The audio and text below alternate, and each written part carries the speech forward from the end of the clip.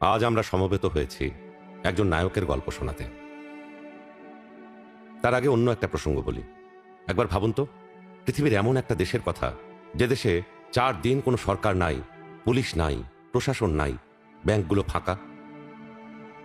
এর সাথে আছে ক্রমাগত বাইরের উস্কানি আর ষড়যন্ত্র। এই জায়গা থেকে দেশটা যে ঘুরে দাঁড়িয়েছে, হাজারো সীমাবদ্ধতার মধ্যে সামনে আগাচ্ছে, সবাই মিলে এক দেশ হয়ে ওঠার চর্চা শুরু হয়েছে। এর কৃতিত্ব যে নায়কের, সেই নায়ক আপনি। আপনি রাত জেগে আপনার মহল্লা, গ্রাম পাহারা দিয়েছেন। আপনি হাড় ভাঙা পরিশ্রম করে রেমিটেন্স পাঠিয়েছেন।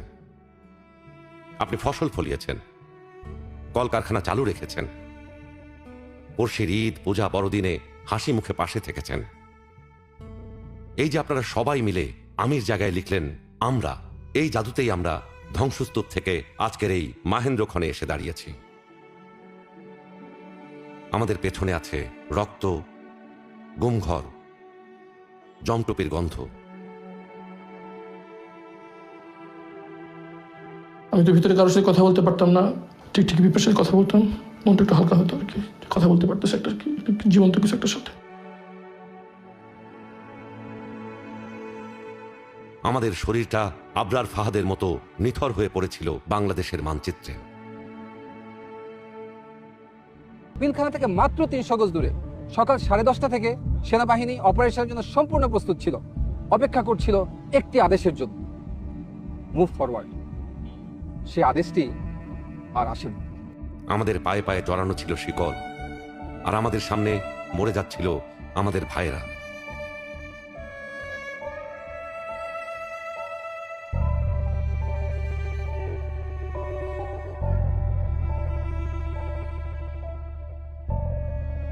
সন্তানের জন্য দুধ কিনতে গিয়ে গুম হয়ে যাচ্ছিল আমাদের ভাইয়েরা। আমাদের কন্যারা এখনো বাবার ছবি বুকে নিয়ে ঘুমায়, যে বাবারা কোথায় আছে কেউ জানে না।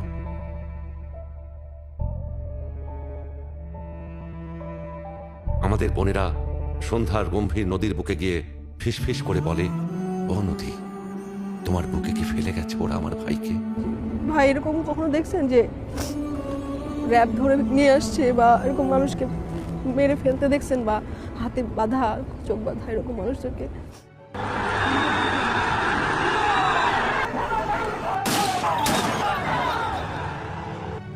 এক জুলাইতে আমাদের ভাইদের, বোনদের পাখির মতো গুলি করে মেরে ফেলেছে ওরা। অথচ তারা হতে চেয়েছিল সকালবেলার পাখি। আমাদের ভাইরা চিঠি লিখে কোথায় হারিয়ে গেছে।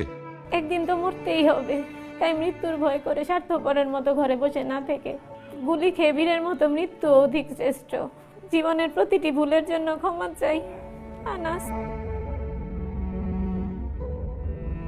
আমার সন্তানের বুকে গুলি লাগছে আর ছিদ্রটা হয়েছে আমার কলিজায়।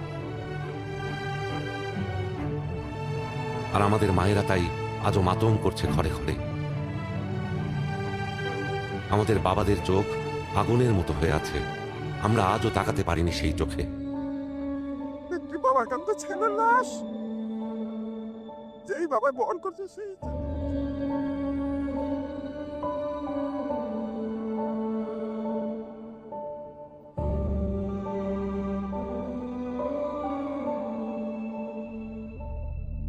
আমাদের চোখের সামনে আমাদের ঘাম ঝরা অর্থ লুট করে নিয়ে গেছে লুটেরা।